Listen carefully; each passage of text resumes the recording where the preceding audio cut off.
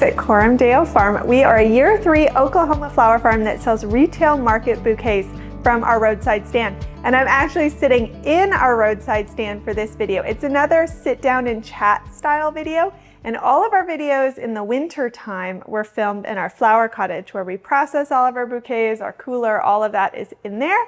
But I thought let's do a little change of scenery and sit here in our new flower cottage. When we started our roadside flower stand in year 1, it was in our driveway. Eric made it from scrap wood and a pallet. If you're looking to build a non-expensive flower stand to get started, I can link those videos in the description. Eric did like a build video so you can see them. We had that for year 1 and 2.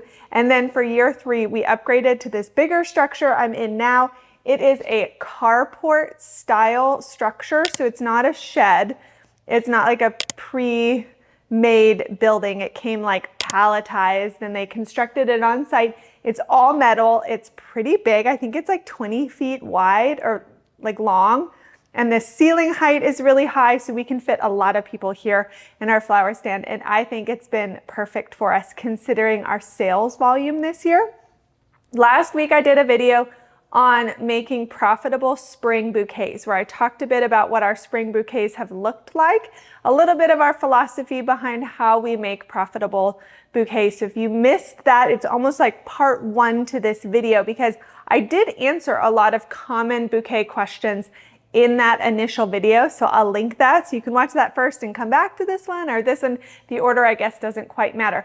But on our profitable flower farming group on Facebook, where you have to subscribe to our YouTube channel to be a part of it, I kind of crowdsourced questions. And I said, hey, give me all of your bouquet questions and I will compile them.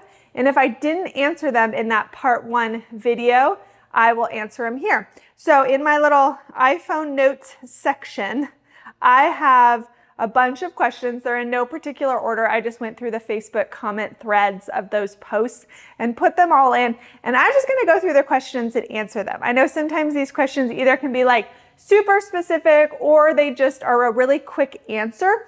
And sometimes I just don't get to them in a video. Or if you are short on time and don't want to watch through a whole video, sometimes when you're trying to get a question answered, it's kind of nice to have the topic all compiled here together. I will say, I feel like in my intro, I need to add and say, selling retail market bouquets from a roadside stand, and we get our flower buckets from a farm store, because that's probably the number 1 question we get asked is where we get our metal buckets. So I will again answer that question and say these are just feed buckets. They're stainless steel feed buckets. So we live in Oklahoma and like every other store is a feed store. So the name is local to Oklahoma, so it wouldn't really help, but it's the equivalent of like a Tractor Supply type thing. I think these buckets now in the economy cost $7.99, and I think we guessed that they're about a 12-inch diameter on the top. So I would guess like maybe like 2-gallon size, but that's what these buckets are because we get asked that a lot. So that's where the buckets are from. But let's just go, hold on, Eric doesn't like when I itch my nose and talk. Spring allergies, you guys. So let's just go through these questions. First question, again, these are in no particular order. I just put them in my notes section. How do you not squish the bouquets when wrapping them? Part of that is some of the flowers are just going to get squished. I mean, a lot of flowers are pretty resilient in that if they get a little bit squished when they're unwrapped and they're arranged at home, they'll kind of start to unfurl again. If they're particularly sensitive to squishing, when you're arranging the bouquet in your hand, I would just have them be more center of the arrangement and then they're less likely to bump up against that wrap. But also in the style that we do our bouquets, and I'll link our how we make our bouquets quickly video, which really slows down the process of how we make our market bouquets. I think it's very beneficial to see it visually. When I put the wrap on the bouquets, I'm really trying to have it, think of it as like the triangle cone, really low under the flowers. So they're almost close to being a dome on top rather than them sunk into the wrap where there's like 360 content and they're really snugged in there. I'm really trying when I tighten the wrap around the stems to almost have them float close to the top. And for me, that really helps with the squishing. That's easier to do in the summer with the type of flowers that bloom in the summer. It's a little trickier with ranunculus and stuff, but when I'm making the bouquets, I'm trying to snug that wrap lower. And I don't particularly have squishing issues or anything that's not, you know, that doesn't unfurl for the customer at home and stays damaged. I haven't really had that experience. Next question. Got this question a lot. Flower food packets or care instructions. Do we send either of them with our customers? No to both. Definitely not flower food. If you are properly harvesting your flowers at the right time, you're conditioning them properly, locally grown flowers do not need flower food. The stems are easily going to uptake water. The customer can give the flowers fresh water in their home, and they're going to last just as long as a flower food packet. Another reason I'm not doing it is it's just an additional expense. I don't carry on the burden of the life longevity of the flowers past about a week, and flower food maybe would get them to like 9 days potentially in theory.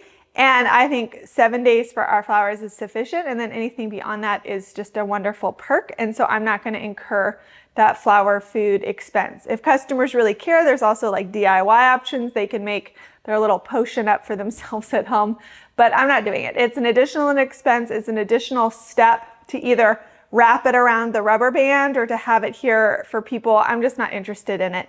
Same with care instructions. To me, that's another additional step. It's additional stuff to pay for and print and cut or, you know, buy if you get it pre-done.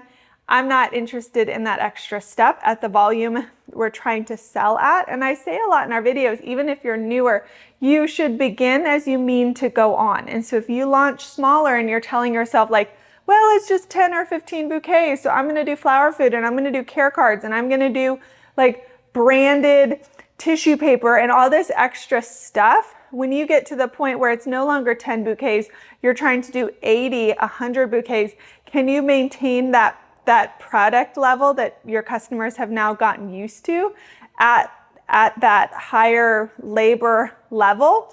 And more often than not, no, I don't think so, unless you kind of get maybe into the like employee tier of flower farming. But I'm not really talking to flower farms that have staff. That's the kind of like the different category. To me, that's like the next level up from where we're at. And I think a lot of those of you who watch this video.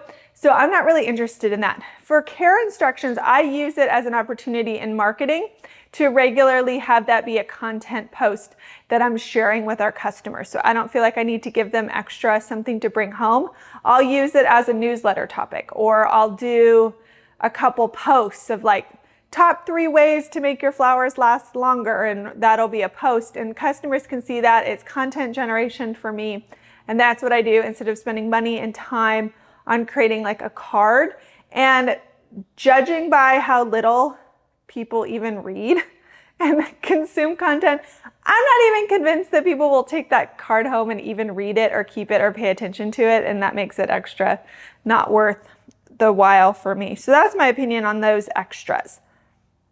Someone asked I can't really do show and tell here because I don't have flowers in front of you. Someone asked like, what's an example of a good bouquet, a marginal bouquet, or a bad bouquet? Again, hard to answer without a show and tell, but I think all of our bouquets are good because I think they look really pretty. We're selling out every time, so that's a bit indicative of them being in high demand. For me, a good bouquet is, for the farmer, it's one that's profitable. That's the number one thing.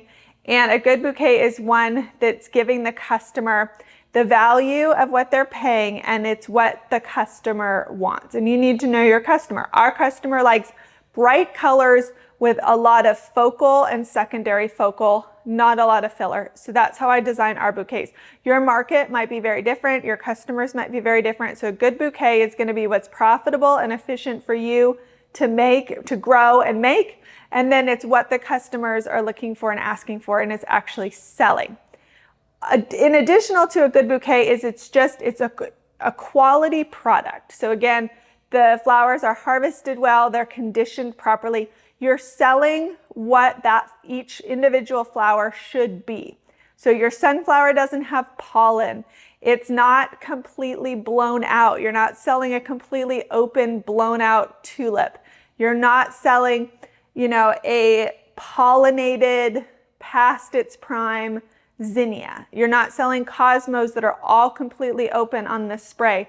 You did it properly. That's a good bouquet. When I start seeing marginal and bad bouquets, the two issues are either it's just not profitable to the farmer, so it might look beautiful, but to me it's marginal or bad if it's just a completely overstuffed, took you at least 10 minutes to make type arrangement. To me, that's not impressive, no matter how beautiful it looks, because that farmer is not going to be able to sustain that, and they're not making money on that bouquet. Another marginal and bad bouquet is one that's just harvested horribly. And I understand there's a big learning curve. Like when you start out, you don't know everything yet. There is learning, but I think part of the farming process needs to not just be growing the flowers, but learning how to harvest them at the correct stage. And every flower is going to be different. And it's also going to want different conditioning. And so really knowing that, so that when you sell the flowers, you're not selling like a backyard wildflower bouquet that's going to shed its pollen and petals in 3 days for a customer, but that you really did it right. And then you're not, again, overstuffing it and making it, you know, a 30 stem bouquet for $20, and everyone's like, wow, it's so gorgeous. And I'm just like, eh, like, you didn't make money. Not impressed, not interested, no matter how pretty it is. Next up, additives. So I was just talking about conditioning flowers. Someone's asking additives for conditioning flowers. I don't do a ton of stuff, mainly because I don't want to spend a lot of money on things. And if I can be observational on, is this sufficient for quality, then I'm going to go with that versus spending money on everything that I maybe see other people doing. But as of right now, we do two things. Right now with these flowers that I have, so I had ranunculus, tulips, snapdragons, larkspur, all of that. The stuff that goes in the cooler, in the harvest bucket, I do a splash of crystal. I don't know, everyone's always critiquing me on how I speak English, but whatever that florist brand is, the blue brand, it's like holding solution number 2. And that's what a lot of florists use in their buckets, in their coolers, to keep the flowers hydrated, and it's a holding solution. So that's what they sit in when they're in our coolers. And then for sunflowers in particular, when I go to harvest them and I fill up my harvest buckets, I do like a cap full or a splash of Quick Dip, which is like a quick hydrating solution that florists use. And I learned it from Lisa Mason Ziegler. It just adds to the water, and when the sunflowers go in it, it helps them really quickly get water up into their stem right after harvest to keep them happy for longer. And so those are the two things I do. I haven't done any like chlorine or bleach tablets or any of that. I mean, maybe that'll change in the future if I see that our flowers need it. But as of right now, with the flowers we grow and the like harvest schedule and process we use, our flowers are being harvested at the right time. We're not holding them too long in the cooler, so we're not stressing those margins too much. And none of our customers have complained that they haven't lasted as long as they should. So I feel good with where we're at there. But again, things could change if our needs change. Someone asked, how high up do I strip the flowers for the bouquets? I mean, it changes per flower. Like for a tulip, I'm going to strip all of the leaves off. Typically for a sunflower, I strip all of the leaves off. For a zinnia, I might leave, you know, the first 2 leaves up close to the stem. I might leave that in there if they look nice. For the bouquet, if I want like a little bit of greenery, because we don't grow a foliage really for our bouquets, so like sometimes I'll leave a little bit, but typically at 2/3 or more of the leaves come off, because that's just better for it staying hydrated and its length of life. Like a snapdragon, pretty much it all comes off. So that it's better to aim towards stripping all the leaves off, but sometimes you have a little bit of wiggle room to leave, you know, like some decorative foliage at the very top. Next question. How much do you mark up your stems? So we sell retail, and so for us, we do double, so 2-time markup from wholesale. I know when I talk to Lenny Larkin, and I've heard from others, they do a 3 times markup. I don't think our, how do I say this? I'm like spacing on the phrase. Our market, I don't, like in rural Oklahoma, I don't think a 3-time markup would work because, for example, our spring bouquets that had ranunculus, there were like 9 stems of ranunculus. If I did a 3 times markup, you know, that drops down to closer to like 7. That becomes a lot harder to sell. A 2 times markup still makes us profit and covers our expenses, and we make a profit. So I feel comfortable at 2 times wholesale cost. But if you live in a like a bougie area or area with more money, like Lenny, when she did the 3-time markup, she was growing in, I think it was like the Sonoma, California area, which obviously is going to carry with it a lot more discretionary income opportunities for that sort of markup than other growing areas. So you really have to do an analysis. If I could get away with 3 times, I would for sure do 3 times. That would be smart. You make more money. She also had higher expenses because she's in California too. So I'm sure that was also a product of why she had to do a 3-time markup. Do we offer different sizes and price points? No, all of our bouquets are $25. They're all the same. They're not identical in the sense that it's like 3 yellow sunflowers and 4 purple zinnias and 2 white status. They're not identical in that sense, but they are identical in they're all a $25 value. And so what I say to customers when they come into the flower stand here is I say, they're all the same value, just different personalities. Because sometimes, you know, people think that like, maybe there's this, like, it's like a Where's Waldo. It's like they think that there's some sneaky, like actually $30 bouquet in there that I accidentally overstuffed. And if they can find it, they get a deal. And it's like, no, I'm counting the stems when I'm making the bouquets, but they're all worth $25. In previous videos, I go through, I think it was our tips and tricks for starting a flower stand. I went into a much longer spiel about our philosophy behind one price point. And the quick cliff notes is I think it makes the shopping experience less stressful for the customer because there's one choice. It also makes it easier for the flower stand to be self-serve because I need like one sign, one price point. There's one price point on our iPad, one option for cash. And I'm not getting into like, again, like I love our customers, but across the country, reading comprehension seems to be a problem for us. And I'm not interested in like someone paying $20 for a $35 arrangement because they're like, oh, I didn't realize I picked it up out of that bucket and that bucket was the $35 bucket and these were the $20 bucket, that sort of thing. It's like, it's one price point. It makes it easy to market. Typically when you have multiple price points, the cheaper ones are going to sell quicker than the more expensive ones. And I'm not super interested in making a bunch of $40 bouquets that just might not sell and I might have to compost them and then all the $25 ones get sold. What we actually end up seeing from our customers is a lot will buy 2. And so by not making that $40 bouquet, they buy 2 $25 ones and then I took home $50 even just having that one price point and made more money. So one price point and I don't see myself doing any changes. And no different in sizes. That means at $25, like we're not for everyone. And you just have to be okay with that. We grow a luxury specialty product that people spend discretionary income on. And so there's no obligation that you service every budget and every price point. So like, I'm not gonna be the $10 flower person. I think that's where like Walmart comes in. Or, you know, sometimes there's like hobby backyard growers that will do stuff like that, that yes, is a bit irritating, but you know, if that's just what they're doing, whatever. That's not going to be profitable for us. And that's also just not the customer I'm going for that has the $10 budget. And you just have to be okay with that because again, we're not selling food or a necessity. This is like an extra perk, just like Starbucks now costs like $5.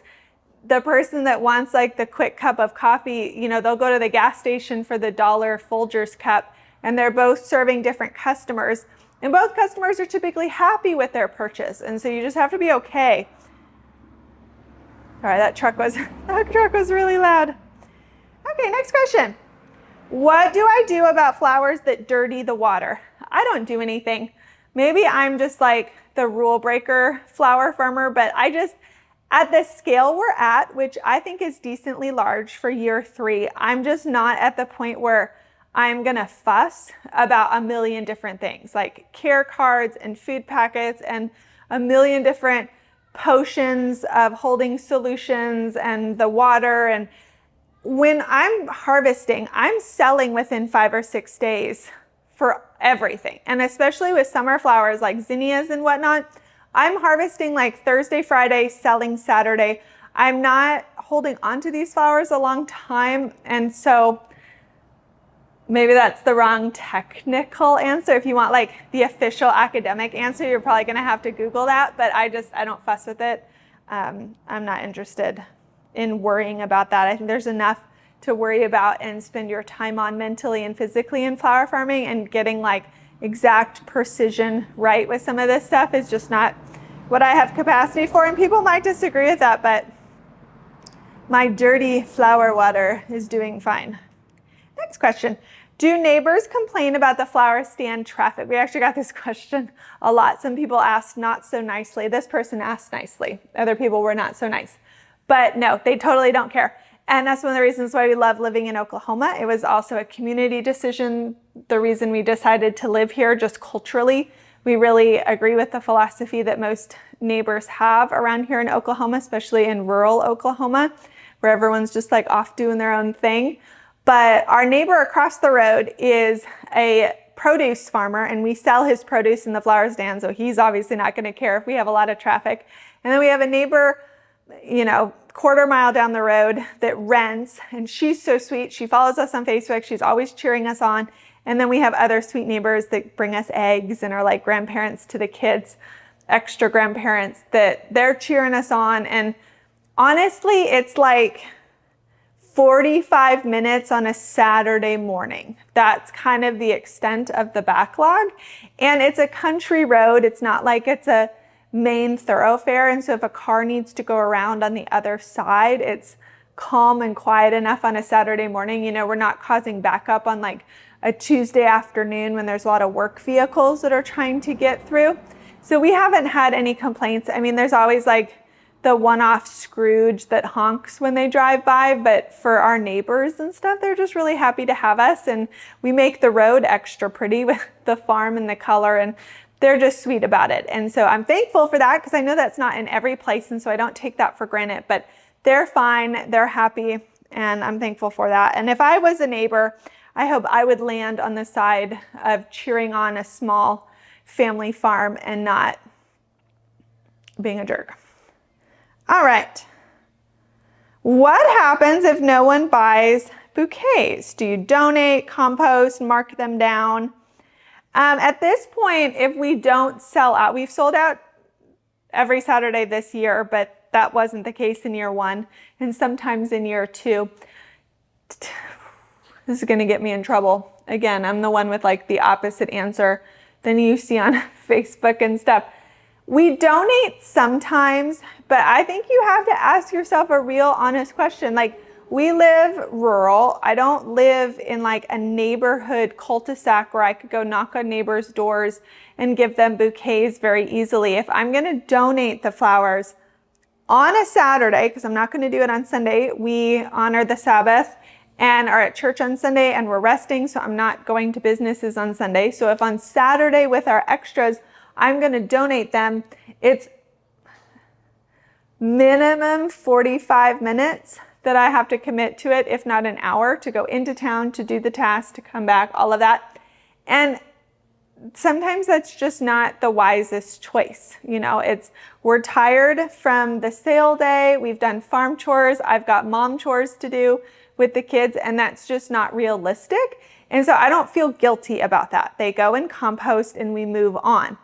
Sometimes in the beginning, when I had the opportunity, I would donate them, and I would make that as like an extra marketing thing, which I think can be very wise, but I don't feel an obligation to donate unsold for our business if it's not going to work with our schedule, because Our flower farm is also not a charity, and our time is not a charity. It's a factor of our profitability and efficiency and just general capacity mentally and physically, and with our kids not always coming, never coming second to the farm.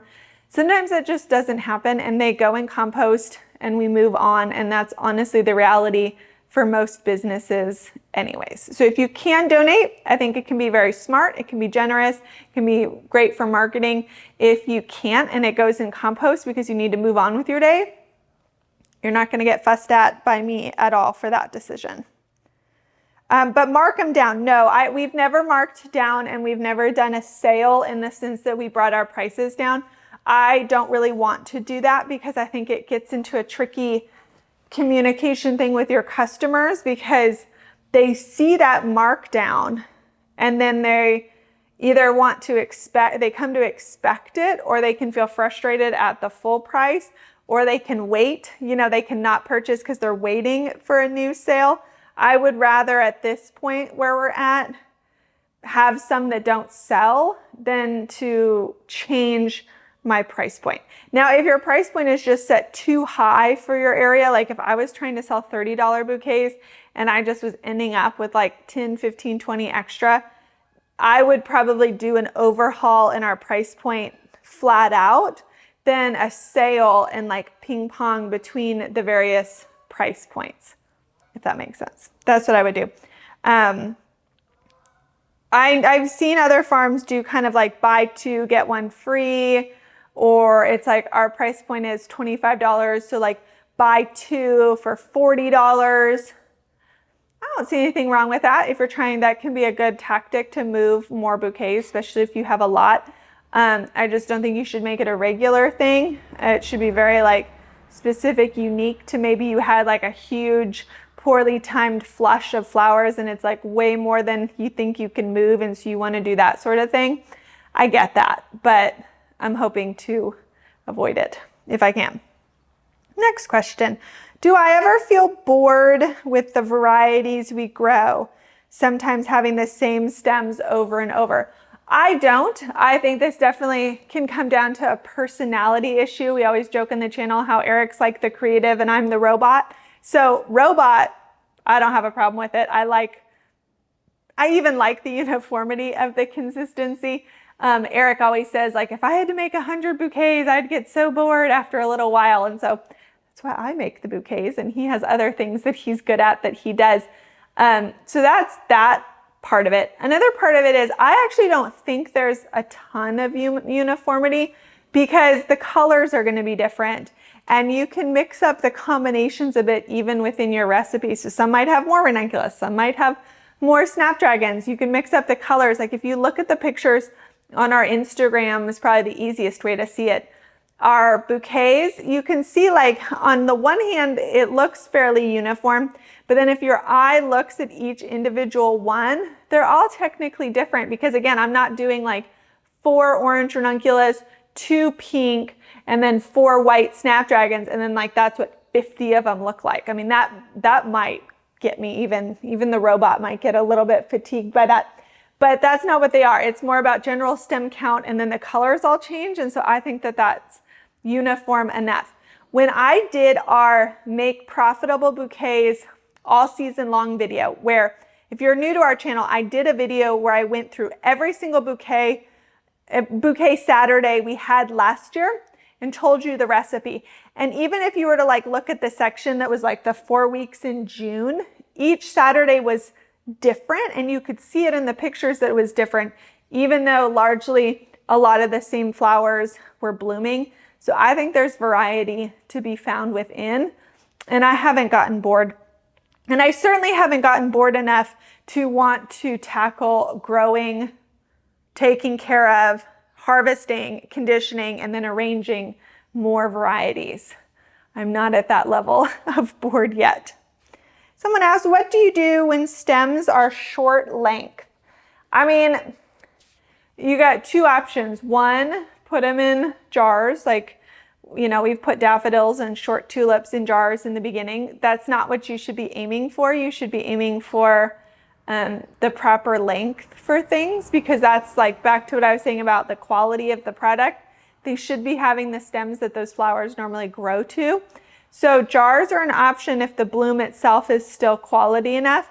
The other option is maybe it's just not quality enough and you shouldn't be selling it and you need to spend another year figuring out how to grow it better. Because if it's short and the stem or bloom is stunted and it's just not a great quality flower, I think it would be better for your business to not sell that flower and to learn from that mistake and do better in the future than to sell a poor quality product and have that attached to your brand name. And I know that's hard because that can mean financial loss in that crop or that plan, but we have to sell a quality product, especially if we're gonna make any dent in the domestic market of local flowers. We need to all be seeking excellence and not just like passable stuff in a jar so that we don't lose money type standard. So that would be my answer for that.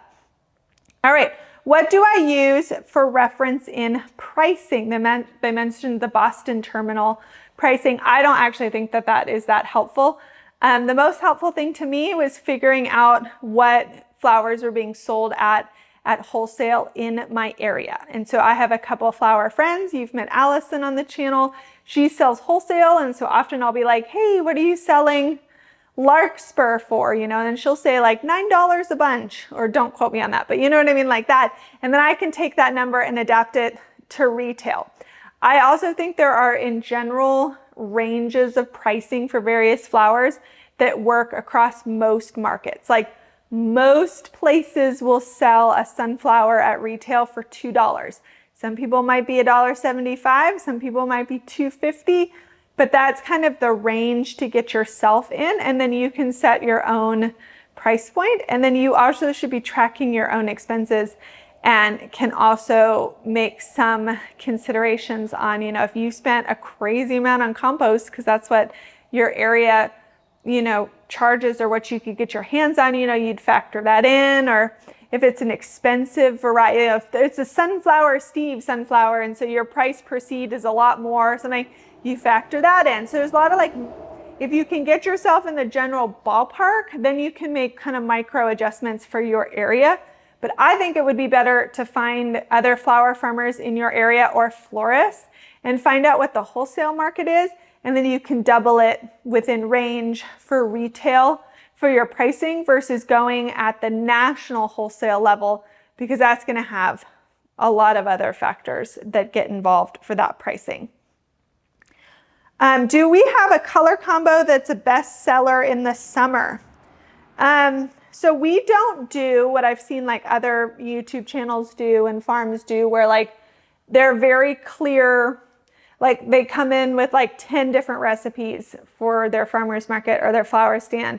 And so it's very clear, like it's a white, orange, and yellow, and then this is like pink and purples, and this is red, white, and blue, and that sort of thing.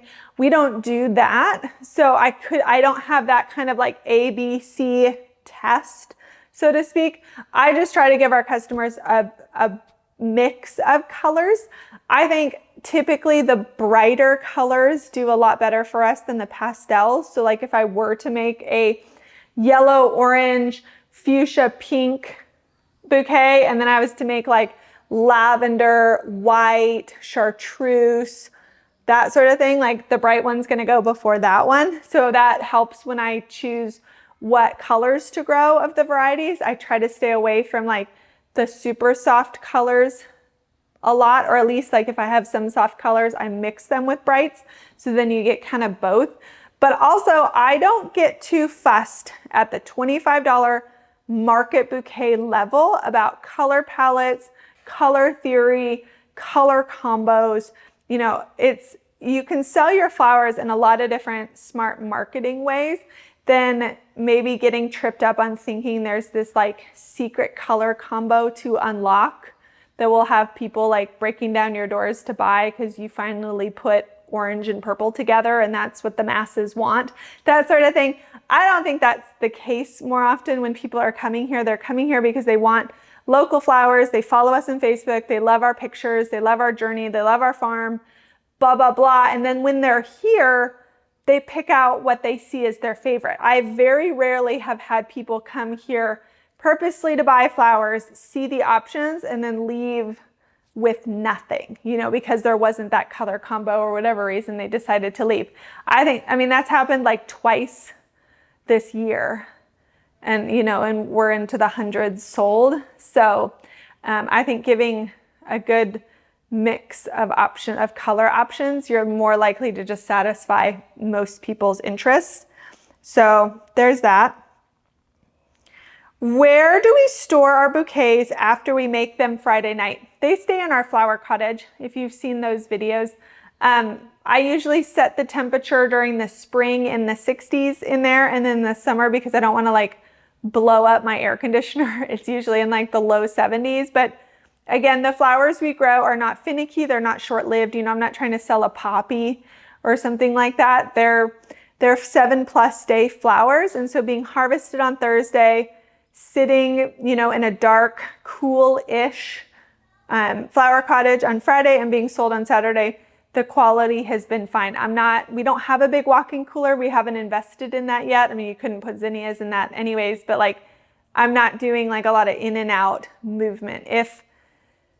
I don't even think I would change, you know, like if we invested in a walk-in cooler for year 4 and I made, you know, 100 bouquets Friday night, I doubt I would take the labor to cart them all back into the cooler to then bring them out again Saturday. I probably would still just leave them in the cottage because it's cool and dark and they're going to be fine for one day. I'm not making stuff Wednesday for a Saturday wedding sort of thing where you might have different considerations on how you're storing your stuff. All right, we're almost done, guys. I hope this is helpful. Okay, this question. Does stem count change in our bouquets throughout the season? Yes, it does. I will link again that video I did about where I go through every recipe we used all last year. I think that's really helpful visually to see the picture, to hear my counts. You can write it down with a notebook. I wish that video existed when I was starting out. I think it's really beneficial and I would have liked to have it. But I will say on average, our bouquets all year are between 9 and 12 stems. There's not a huge fluctuation beyond that. And it'll change based on, you know, obviously what flowers are included in that count, but between about 9 and 12 is where we're at. Now that I'm at a 25, you know, I might fudge up to 13, you know, if I just have like a ton of status or celosia or something going, and then that's how the cost breakdown is. But I am not an overstuffer. So about 9 to 12. How do we make sure that Lisianthus is visible and stands out next to, say, a bouquet with sunflowers? So if I was making a Lisianthus bouquet, it would most likely have a sunflower in it. When I'm making the bouquets, I would try to have, in how I'm arranging it in my hand, I would try to have the Lisianthus, because it's more of a spike or linear flower, I would have it set higher in the wrap, and I would wedge the sunflower a bit lower to help visually people could see it. But honestly, I think that's going to come down to marketing and explaining to your customers how unique and wonderful and special a Lisianthus is. So when they're coming to see you, they've already kind of been educated about Lisianthus and they've gotten excited about it. And then they'll recognize it in a bouquet and they'll be excited to pick one with a Lisianthus. If you're talking to someone, if your customer has no idea what a Lisianthus is, it's not going to compete with the sunflower, because sunflowers are so popular in the summer and people know a sunflower. They don't know a Lisianthus. And so like an ignorant head-to-head competition, that's really hard to win. And so I would spend more time in like the educational marketing side. So when they finally do interact with your bouquets, they feel educated and they're like, oh my gosh, that is a Lizzie. I can see it in person. So like our customers learned all about Lizzie's last year. It was the highest sales day in July when we had a huge flush of Lisianthus. And so I anticipate doing that again. And I'm going to have a bunch of return customers coming specifically looking for Lisianthus. And so because of that, I don't have to do anything particularly like tricky in the bouquet to be like, hey, I'm a Lisianthus, like pay attention to me. I'm just going to make sure every bouquet has a couple stems of Lisianthus so everyone gets one, and that's that. Because most people do not know what a Lisianthus is. Okay, last couple questions. Do I use a stem ratio for focal, secondary, filler, and foliage? Again, watch that video of our recipes. We basically don't grow any foliage on the farm. I mean, I'm gonna have like a small patch of basil for the summer, and I have a small section of Bouquet right now, and that's it. I don't really grow a lot of filler. Most of our stuff is focal and secondary. I mean, I guess if you considered status of filler, but then we all get into arguments over like categorizing flowers, which is a dumb argument. So I don't really do a ratio. It's more of a stem count and just visually what I think our customers want and looks appealing. So like, what was it, 2 weeks ago or a week ago, I had like 6 ranunculus and 4 really big tunnel snapdragons. And so the ratio was more ranunculus, but I knew that was the primo flower that was getting everyone to the stand. So I wanted to give them more ranunculus than snapdragons. And then the snapdragons just kind of like accented around the main show, which was the ranunculus. So yeah, again, I'm kind of the rule breaker here, you guys, but I mean, it's working for us. So that's why I share it. And the last question is, what's our favorite stapler? I don't know the brand, but I will link it in the description. Eric bought it for me sometime last year. It's, I don't know, it's black and I don't know, it has a helpful handle for me. So I'll just link that in the comments. But those are all the questions. If you didn't watch part 1, I answer a lot of questions over there that you're maybe like, why didn't this question come up? It's probably because I answered in the first one. So give that video a look.